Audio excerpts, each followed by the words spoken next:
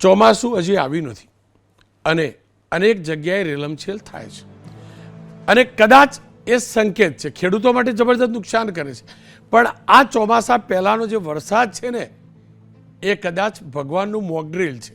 ભગવાન પરીક્ષા લે છે, સાથે સુધારવાનો એક મોકો આપે છે મહાનગરપાલિકાઓને અને નગરપાલિકાઓને. પણ આપણું પ્રશાસન નગરોળ છે ને સુધરતું નથી, એ પણ હકીકત છે. જોકે ક્યાંક થોડોક સુધારો આવ્યો છે. બે દ્રશ્યો જોજો, વડોદરાનું અને અમદાવાદનું. વડોદરાની અંદર વિશ્વામિત્રી નદીમાં દર વખતે પૂર આવે, તો વિશ્વામિત્રીનો એક નવો પ્રોજેક્ટ આવ્યો, વિશ્વામિત્રી નદીમાં ડ્રેઝિંગ કરવાનો. એનું કામકાજ ચાલી રહ્યું છે. કેટલું સારું, કેટલું સફળ થશે એ તો ભગવાન જાણે, પણ કમસે કમ પ્રયાસ થયો છે અને અપેક્ષા રાખીએ કે ચોમાસા પહેલાં આવે, જેના કારણે દર વખતે વિશ્વામિત્રી ઉભરાય અને ઘેર પહોંચી જાય એવા દ્રશ્યો આ વખતે ન જોવા મળે. આ ફાઇલ દ્રશ્યો જોવો છો ને, આશા રાખું છું કે આવા દ્રશ્યો આ વખતે આ જે પ્રયાસ થયા છે એના કારણે ન જોવા મળે. પણ વડોદરાએ થોડું ઘણું વિચાર્યું, પણ અમદાવાદે હવે વિચારવાની જરૂર છે, કારણ કે અમદાવાદમાં એ એલાર્મ વાગી ચૂક્યું છે. આ એ જ સમય હોય છે જ્યારે પ્રી મોન્સૂન કામગીરી કરવાની હોય છે. આ એ જ સમય હોય છે જ્યારે વૃક્ષોનું સ્ટ્રીમિંગ કરવાનું હોય છે. આ એ જ સમય હોય છે જ્યારે ડ્રેનેજ સિસ્ટમ અને પાણીના નિકાલની સિસ્ટમ ચુસ્ત દુરસ્ત કરવાની હોય છે. પણ આપણું અમદાવાદ 3-4 ઇંચ વરસાદ પડે ને પાણી થઈ જાય છે. ભગવાન પરીક્ષા લે છે અને પરીક્ષા અત્યારથી લીધી છે. આ પ્રિલિમિનરી પરીક્ષા હતી, જેની અંદર દુઃખ સાથે કહું છું મારું અમદાવાદ મહાનગરપાલિકા નિષ્ફળ ગયું છે. જોકે હા, એ દ્રશ્યોથી જે બદલાની યુદ્ધવાળી જે વાત હતી એના કારણે દ્રશ્યો મારા સહિત મીડિયામાં ભાગ્યે જોવા મળ્યા છે, પણ આ છે મંગળવારના જ દ્રશ્યો. અને આ ગયા વર્ષના ચોમાસાના કોઈ મંગળવારના નહીં, મે મહિનાના મંગળવારના. અને વરસાદ પેલો 10-12 ઇંચ નહીં, વરસાદ માત્ર 3 ઇંચ પડ્યો હતો. અને અમદાવાદથી જે આંકડા મળ્યા છે એ પ્રમાણે 119 જગ્યાએ 1 થી 2 ફૂટ સુધીનું પાણી ભરાયું હતું. કેટલાક વિસ્તારો તો એવા હતા જ્યાં પાણી ઓસરતા 48 કલાક લાગ્યા છે. ભારે પવન અને વરસાદ સાથે પહેલેથી જ આગાહી હતી. અને હવે તો આપણે જાણીએ છીએ અંબાલાલ કાકાની આગાહીને, હવામાનની આગાહી પણ હવે અંબાલાલ કાકાના કારણે ફાસ્ટ થઈ ગઈ. અંબાલાલ કાકા 15 દિવસથી કહેતા હતા, હવામાન વિભાગ અઠવાડિયુંથી કહેતું હતું. પણ કામગીરી કેવી થઈ હશે એ આ દ્રશ્યો ઉપરથી સમજી શકો છો. સાયન્સ સિટી સૌથી નવો અને આઇકોનિક બનેલો road, science city road, iconic road બનાવવાની વાર્તા, ત્યાં આગળ જુઓ કેટલું પાણી ભરાયેલું હતું, કેટલું પાણી ભરાયેલું હતું. 7 ઝોન એવા હતા જ્યાં 2 થી 3 ઇંચ વરસાદ પડ્યો હતો. બુધવારે બપોરે વરસાદ ચાલુ રહ્યો, ઠેર ઠેર પાણી ભરાયા, અનેક ઠેકાણે રસ્તાઓ બંધ થયા. 4 જેટલા અંડરપાસ બંધ કરવા પડ્યા, જેમાંનો એક અંડરપાસ હજુ પાણીમાં ગરકાવ છે. હવે જોઈ લો, હવે ભૂલથી કોર્પોરેશનને કહેવાનો અધિકાર નથી કે પાણી ઉતરી જાય છે. આજના દ્રશ્યો છે, ક્યાં મંગળવાર અને ક્યાં રવિવાર. આઈઓસી અંડરપાસ અમદાવાદનો 8 મેના પણ દ્રશ્યો જુઓ અને આજના પણ દ્રશ્યો જુઓ. પાણીના નિકાલની કયા પ્રકારની વ્યવસ્થા હશે ને આપ સમજી શકો છો. મંગળવારે પડેલા વરસાદમાં પશ્ચિમ ઝોનમાં 29 જગ્યાએ, ઉત્તર પશ્ચિમમાં 52 જગ્યાએ, દક્ષિણ પશ્ચિમમાં 12 જગ્યાએ, મધ્ય ઝોનમાં 13 જગ્યાએ, પૂર્વ ઝોનમાં 2 જગ્યાએ, ઉત્તર ઝોનમાં 3 જગ્યાએ, દક્ષિણ ઝોનમાં 7 જગ્યાએ પાણી ભરાયા હતા. વરસાદી પાણી ન ભરાય તે માટે કોર્પોરેશન મોટા ભાગના વિસ્તારોમાં સ્ટ્રોમ ડ્રેનેજ લાઇન નખી છે. આમ છતાં પણ પાણી ઝડપથી ઓસર્યું નહોતું. આ સ્થિતિ છે. સાબરમતી નદીનું લેવલ વધી જાય ત્યારે ગટર બેક મારે છે અને પ્રી મોન્સૂન કામગીરી પાછળ કરોડો રૂપિયા ખર્ચાય છે. વર્ષ 2023માં મારા અમદાવાદમાં 118 કરોડ રૂપિયા 118 કરોડ રૂપિયાનું બજેટ ફળવાયું હતું પ્રી મોન્સૂન કામગીરી માટે. 24માં એ વધી, મોંઘવારી આવી એટલે વધ્યું, 147 કરોડ થયું. 2025માં 156 કરોડ થયું છે. છતાં પણ સ્થિતિ આપ સમજી શકો છો. 5 દિવસ પહેલાં જે વાવાઝોડું આવ્યું, મિની વાવાઝોડું હતું, ભારે પવન હતો, 95 સ્થળોએ વૃક્ષો ધરાશાયી થયા હતા, હોર્ડિંગ અનેક ઠેકાણે નીચે પડ્યા હતા. હું માનું છું કે એ પવનની ગતિ જબરજસ્ત હતી, પણ એટલે જ મેં આ ટાઇટલ આપ્યું છે કે આ એલાર્મ છે. અને આ એલાર્મ જગાડવા માટે છે પ્રશાસનને, કોર્પોરેશનને. હેમાંગભાઈ રાવલ કોંગ્રેસના પ્રવક્તા મારી સાથે જોડાયા છે. દિલીપભાઈ બગડિયા ચેરમેન છે વોટર કમિટી એમસીના. હેમાંગભાઈ, આપનાથી શરૂઆત કરીશ. અમદાવાદ તો મોટું શહેર છે, સૌથી મોટું મહાનગર છે, એટલે પહેલું ઝપેટે ચડી જાય. બાકી બધી જગ્યાએ આ જ થાય. સુરતમાં પણ આ થાય. સુરતમાં ગટરિયા પુલ રેગ્યુલર. રાજકોટની પણ આ સ્થિતિ. વડોદરા હવે શું થશે આપણે જાણતા નથી. પણ એક નાગરિક તરીકે તમે શું ઈચ્છો છો? કેવી તૈયારી થવી જોઈએ અને તમારો અનુભવ કેવો રહ્યો છે? રોનકભાઈ, આ જે વરસાદ આવ્યો એ વરસાદે આપણી જે આંખો ઉઘાડી છે. આવી જે ચર્ચા આપણે ગયા વર્ષે કરી હતી વરસાદ પછી, અને મારી જોડે માનનીય દિલીપભાઈ મારા મિત્ર છે એ જ હતા. એ વખતે એ જે ચર્ચા થઈ હતી એ જ ચર્ચા અહીંયા ફરીથી થવાની છે કે અમે આમ કરીશું, અમે આમ કરીશું, અમારી પ્રી મોન્સૂન કામગીરી આવી છે, અમારું આવું છે. પરંતુ છેલ્લા 20 વર્ષથી, હું તો વધારે કદાચ એનેથી વધારે નથી જાણતો, પણ 20 વર્ષથી 1 ઇંચ વરસાદમાં 1 ફૂટ પાણી ભરાઈ જાય છે. ગયા વર્ષે મ્યુનિસિપલ કોર્પોરેશનની અંદર 19,000થી વધારે, 19,626 એટલે 20,000 જેટલી ખાડાની ફરિયાદો થઈ હતી. આ પાણી ભરાતા જે બાજુમાં તમે જુઓ છો એ દરેક અંડરબ્રિજ માટે નવું બજેટ ફાળવવામાં આવ્યું હતું, અને દરેક અંડરબ્રિજની અંદર એના વોટર, એના પંપ, આ બધું જ એની અંદર લગાવવામાં આવ્યું હતું. એવું માનનીય દિલીપભાઈએ ગયા વખતે જણાવ્યું હતું આપણને. ધારાસભ્ય અમિતભાઈએ પણ જણાવ્યું હતું. તો આ બધા એ પંપો ક્યાં ગયા? આ બધી વસ્તુ ક્યાં ગઈ? પ્રી મોન્સૂનની કામગીરીના નામે આ ધન કમાવાના ચસ્કા છે. તમે વિચાર કરો, 1,500 કરોડનું પાણીનું, ડ્રેનેજનું આખું બજેટ હોય, અને આ બજેટની અંદર ખાલી ખાડા રિપેર કરવામાં 73 કરોડ વપરાયા. ખાલી જે ખાડા હતા એ 73 ખાડા, માફ કરજો, 73 ખાડા રિપેર કરવામાં 3 કરોડ રૂપિયા વપરાયા. એટલે એક ખાડાનો ખર્ચો 4 લાખ રૂપિયા ખાલી રિપેર કરવાનો આવે છે. આ માત્ર ને માત્ર તમારામાં જો ઈચ્છા શક્તિ હોય અને પહેલાં સ્વીકારવું પડે. તમે ડામરના રોડ છે, એ ડામરના રોડ એટલે ડામરને પાણી દુશ્મન છે એટલે કંઈ નથી થતું એવું તમે બોલો તો સ્વીકારાય નહીં. ગીતામાં લખ્યું છે કે પહેલાં સ્વીકારવું પડે તો પરિસ્થિતિનો તમે સામનો કરી શકો. વર્ષોથી દિલીપભાઈ જે વિસ્તારમાં પોતે પ્રતિનિધિત્વ કરે છે ત્યાં શ્રીનગરની અંદર શું હાલત હોય છે? શ્રીનગરમાં હંમેશા એ જગ્યા ઉપર આ વખતે પણ, રોનકભાઈ હું ચેલેન્જ આપું છું તમને, તમારા પત્રકાર મિત્રોને, જેવો વરસાદ આવે એવો શ્રીનગરના ઢાર ઉપર લઈ જજો. ત્યાં ફરીથી પાણી ભરાશે. કરોડો રૂપિયાનો એની પાછળ ખર્ચો કરવામાં આવે છે. ક્યાં ગઈ સ્ટ્રોમ વોટર લાઇન? એ સ્ટ્રોમ વોટર લાઇન જે છે એ લાઇનની અંદર જે ભ્રષ્ટાચાર થાય છે એને અટકાવવો જરૂરી છે, અને ખાસ ઈચ્છા શક્તિની જરૂર છે.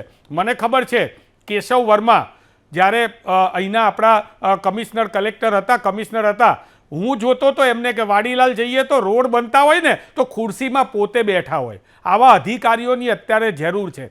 સરદાર વલ્લભભાઈ પટેલના વખતથી માંડીને, એ મેયર હતા ત્યારથી માંડીને, કોંગ્રેસના શાસનમાં કોટ વિસ્તારની અંદર ગટર વ્યવસ્થા અને પાણીની વ્યવસ્થાઓ થયેલી છે. ત્યાં કેમ પાણી નથી ભરાતું? હા, કદાચ ભરાતું હોય તો ઓસરી જાય છે, પણ ત્યાં કેમ આ પ્રકારેની પરિસ્થિતિ નથી થતી? કારણ કે એ વખતે ભ્રષ્ટાચાર નહોતો થયો. એ વખતે વ્યવસ્થિત પૂર્વકનું આયોજન થાય છે, અને આયોજન કરવું હોય તો રોનકભાઈ થાય ને થાય જ.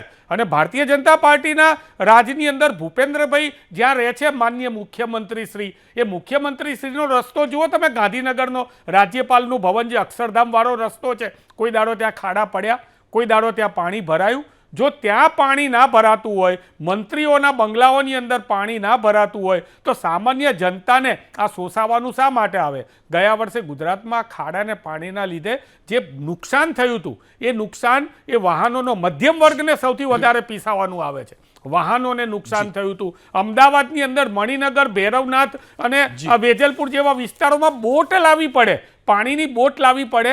આવી પરિસ્થિતિ હોય તો આના માટે જવાબદાર હોય તો 15,000 કરોડનું બજેટ ધરાવતી અમદાવાદ મ્યુનિસિપલ કોર્પોરેશનની ભારતીય જનતા પાર્ટીની સરકાર છે. દિલીપભાઈ મારી સાથે જોડાય છે. જુઓ દિલીપભાઈ, આ સમસ્યા એકલી અમદાવાદની નથી, ગુજરાતભરના શહેરોમાં આવું છે. ખાડીપુર સુરતની ઓળખ બની ચૂક્યું છે. રાજકોટમાં પણ પાણી ભરાય છે. પોપટપરા જે રીતે કહેતા હતા ને હેમાંગભાઈ, એ રીતે રાજકોટમાં પોપટપરા પહોંચી જાય એટલે પાણી તમને ઘૂંટણ સમૂહ ને કેડ સમૂહ ભરાયેલું શરૂઆતમાં કલાકમાં મળે.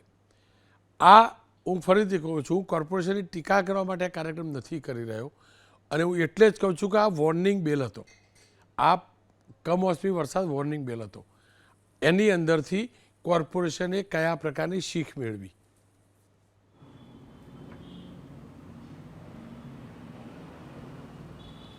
રોનકભાઈ, વાત કરીએ તો ગત ચોમાસાની જે વાત હતી એ પછી એક દરેક ઝોનની અમે મેયરશ્રીની અધ્યક્ષતામાં કમિશનર સાથે એક મિટિંગનું આયોજન કરેલું. જે જગ્યાએ વોટર લોગિંગ સ્પોટ હતા કે જે 8-10 કલાક પાણી ભરાઈ રહે, બેક મારે ગટરો અને જે 12 કલાક પાણી ભરાઈ રહેલું હોય, આવા જે સ્પોટ હતા એને અલગ તારવ્યા. એ અલગ તાર્યા પછી એનું આખું નક્કી કરીને અને એનું મોનિટર કરીને એ કામો આપણે ચાલુ કેવી રીતે કરવા અને કેવી રીતે કામ કરવા એનું આયોજન હાથ ઉપર લીધું. આજે જોઈએ છે તો આપણે કુલ અમદાવાદ જે મહાનગરની વાત કરીએ તો અત્યારે જે ગત ચોમાસા પછી લગભગ 33 કામો આપણે હાથ ઉપર લીધા છે. લગભગ 836 કરોડના ખર્ચે આપણે કર્યા છે. એમાંથી 29 કામો જે છે એને ત્યાં અત્યારે હાલ કામ ચાલુ છે અને બાકીના જે 4 કામો છે એ આયોજન હેઠળ છે કે એના જેની હજુ ડીપીઆર જમા થયા છે અને મંજૂરીમાં છે. એવા 4 કામો છે. તો આટલી માતબર રકમના આપણે કામો કરી રહ્યા છીએ. એમાં બોપલ હોય, ઘુમા હોય તો ત્યાં ગાડી જે આપણે વાત કરીએ તો બોપલને ઘુમામાં સ્ટ્રોમ વોટર લાઈનો નાખવાનું અને ત્યાં ગાડી સ્ટ્રોમ વોટર પમ્પિંગ બનાવવાનું લગભગ 15 કરોડના ખર્ચે આપણે કામ ચાલુ છે. એ જ રીતે સામે આમ પૂર્વમાં જોઈએ તો પૂર્વના વિસ્તારમાં નિકોલ વોર્ડની અંદર પણ જે ગોપાલ ચોક છે, મધુમાલતી છે, મધુમાલતી વિસ્તારમાં ગઈ વખતે ખૂબ જ પાણી ભરાયું હતું. દયાવાન તળાવમાં ત્યાં લઈ ગયા હતા લાઈન, દયાવાન તળાવ પણ ઓવરફ્લો થઈ ગયું હતું. આ વખતે ત્યાં દયાવાન તળાવ જે છે ઓવરફ્લો થયું હતું, એના કારણે આપણે ત્યાં આગળ સ્ટ્રોમ વોટર પમ્પિંગ પણ બનાવી રહ્યા છીએ. ત્યાંથી આપણું પાણી બધું સ્ટ્રોમ વોટરનું પાણી ડ્રેનેજ પમ્પિંગ સ્ટેશનમાં નાખીને અને ત્યાંનો નિકાલ કરશું. એટલે ત્યાં ગાડી પણ આપણે અત્યારે હાલ એક કામ ચાલુ છે એટલે પ્રગતિમાં છે. એ જ રીતે જોઈએ તો વેજલપુરની અંદર જે હમણાં હેમાંગભાઈએ વાત કરી શ્રીધરનગરનું કામ જે છે એ વર્ષો જૂની લાઈન આપણે જે નાખેલી છે ઓડાએ, જે 35-40 વર્ષ કે 45 વર્ષ જૂની લાઈનો છે, ત્યાં ગાડી જૂની લાઈનો હોવાથી અને વિસ્તાર ડેવલપ થઈ ગયો. આખું એસજી હાઈવેનું જે રોડનું પાણી છે એ બધું આ એક જ લાઈનની પર જતું હોય છે. એટલે એ લાઈનનું જે પાણી છે એ સીધું અહીંયા જ આવતું હોય છે. એટલે સૌથી નીચામાં નીચો વિસ્તાર જે છે એ વેજલપુર છે, રકેબી જેવું છે. એટલે વેજલપુરની અંદર પાણી બેક મારે, જ્યારે આખું ઉપર જે પાણી જતું હોય છે એ પાણી એકદમ જ પ્રેશરથી જતું હોય તો ઊંચાણનું પાણી પહેલું જાય અને નીચા વિસ્તારનું જે પાણી છે એ ભરાઈ રહે. એટલે વેજલપુર જે વિસ્તાર છે કે રકેબી જેવો છે, નીચો વિસ્તાર છે, એનું પાણી ભરાઈ રહે છે. આ વખતે ત્યાં પણ એક આયોજન કરેલું છે અને એનું કામ લગભગ ટૂંક જ સમયમાં ચાલુ થશે. એનું વર્ક ઓર્ડર આપી દીધેલો છે અને અત્યારે સર્વેનું કામ ચાલુ છે. 36 કરોડના ખર્ચે આપણે એક ડક લાઈન નાખીએ છીએ. ડીએસપી ક્વાર્ટર જે છે, પોલીસ હેડક્વાર્ટર, જ્યાં શ્રીધરનગરનો આખો જે વિસ્તાર જે છે, બકેરી સિટી છે, આ બધાનું પાણી ત્યાંથી લઈને નદી સુધીની આપણે એક ડક નાખવા જઈ રહ્યા છીએ. એ જ રીતે મધ્ય ઝોનની વાત કરો તો અસારવા છે, માધુપુરા છે, શાહીબાગ છે, આ વિસ્તારમાં જે FSL જે નાળું છે ત્યાં ગાડી જે બધી જે 40-50 વર્ષ જૂનું નાળું છે ત્યાં ડિસિલ્ટિંગ નથી થયું, એ ભરાઈ ગયેલું છે અને એ વારંવાર એમાં બ્રેકડાઉન પણ થતા હોય છે. એ લાઈન પણ આપણે અત્યારે રિહેબ કરવા જઈ રહ્યા છીએ. એટલે આવનાર ચોમાસાની જે વાત કરીએ તો ચોમાસામાં ઘણા કામો જે આપણે જે અત્યારે લીધા છે એવી રીતે વાત કરીએ તો જે તળાવોનું ઇન્ટરલિંકિંગ છે, વેજલપુર વિધાનસભાના આવતા તળાવો જે છે બધા એ પણ ઇન્ટરલિંકિંગમાં લીધેલા છે. એક માણેકબાગથી આપણે નદી સુધી એક માઇક્રોલાઇનથી લાઈન નાખવાના છીએ. એનો ડીપીઆર સરકારમાં જમા થઈ ગયો છે અને એ લગભગ એક ટૂંક જ સમયની અંદર આપણે એનું ટેન્ડર કરીશું. તો માણેકબાગથી ચંદ્રનગરનો આખો જે વિસ્તાર છે એનું પાણી પણ આપણે છેક નદીમાં લઈ જઈશું. એ જ રીતે ઘેવર સર્કલનું જે વાત કરી, મધુમાલતીની વાત કરી, એમ આપણે આ વખતે જે ગત ચોમાસા પછી જે તકલીફો વધારે પડી હતી એવા બધા વિસ્તારો આપણે આ વખતે લીધા છે. એમાં લાંબા તળાવ પણ ઓવરફ્લો થઈ જાય તો લાંબા તળાવની ઓવરફ્લો લાઈન નાખવા માટે પણ આપણે હાલ એ કામ પ્રગતિમાં છે અને કામ એ લગભગ 4 કરોડના ખર્ચે આપણે લાઈન નાખવા જઈ રહ્યા છે, એ પ્રગતિમાં છે. વટવાની વાત કરીએ, વટવા વોર્ડની, તો ત્યાં પણ જે મહાલક્ષ્મી તળાવ છે ત્યાં પણ જે તળાવની ઇન્ટરલિંકિંગ કરવાનું જે કામ હાથમાં લીધું છે લગભગ એ બી 17 કરોડના ખર્ચે છે. એ પણ કામ અત્યારે હાલ ચાલુ છે. દિલીપભાઈ એટલે આમ જોડાયેલા જોવા જઈએ તો આપણે જે અત્યારે હાલ જે ગત ચોમાસામાં જે જી. તકલીફ પડી હતી એ તકલીફને આપણે હવે આવનારા દિવસોમાં આ ચોમાસામાં કદાચ રોનકભાઈ કદાચ પડશે, કારણ કે કામો ચાલુ છે, પૂરા ના થાય તો તકલીફ પડશે, બિલકુલ. પણ આવતા ચોમાસાની અંદર આ બધા કામો જો જી, પૂરા જી, થઈ જશે એટલે તકલીફો પડશે જી, નહીં. દિલીપભાઈ જેવી રીતે જોડાયેલા નવા મણિનગરની જી, વાત કરીએ તો નવા સર, મણિનગર દિલીપભાઈ, પર નવો સમયનો વિસ્તાર અભાવ છે. વિસ્તરે છે, ત્યાં દિલીપભાઈ, બધી ડીપીઓ નવી ટીપીઓ પડી છે, નવા વિસ્તારો થયા છે. જી દિલીપભાઈ, સમયનો અભાવ છે કે એમાં સવાલ લઈ લો. જી એમાં મારે ખાલી એટલું જ કહેવું છે કે આ કામો તો બધા થતા આવે છે, પરંતુ આ કામોની અંદર જે ભ્રષ્ટાચાર થાય છે વર્ષોથી શ્રીનગરની અંદર આપણે કામો જોઈએ છે, પણ એનો ભ્રષ્ટાચાર થાય છે એની વાત છે. બીજી વાત, જ્યારે દિલીપભાઈ એવું સ્વીકાર્યું કે આટલા વિસ્તારની જનતા એ આની અંદર હેરાન થઈ છે, તો એ જનતાની જોડેથી તમે ટેક્સ લો છો, એમાં શા માટે માફી નથી આપતા? એટલા વિસ્તારોને ટેક્સ ભરવામાંથી મુક્તિ આપવી જોઈએ. જો તમે કાર્યક્રમ બરોબર ના કરી શકતા હોય, તમે જનતા માટે ટેક્સ લેતા હોય, ટેક્સના જી, પૈસેથી એમને સુવિધા ના આપતા હોય, તો એમને આપણે એ અમદાવાદની જનતાને એટલા લોકોને આપણે ટેક્સ બેનિફિટ આપો ને ટેક્સમાંથી માફી આપો. અને મને એવું લાગે છે કે આ બધી વાતો માત્ર કાગળ ઉપર છે. એમાં કોઈ સમય અમદાવાદની અભાવ છે. જનતાને હવે આવી કોઈ અપેક્ષાઓ છે નહીં કે ભવિષ્યની અંદર પાણી નહીં ભરાય. ખેર, અપેક્ષા રાખું, આશા રાખું, ભરોસો નથી પણ આશા રાખું કે અમદાવાદ જ નહીં ગુજરાતભરના નગર મહાનગરની અંદર અગાઉના વર્ષો જેવી સ્થિતિ નહીં સર્જાય. પણ થોડાક વરસાદે, કમોસમી વરસાદે સર્જી છે, એ પણ હકીકત છે.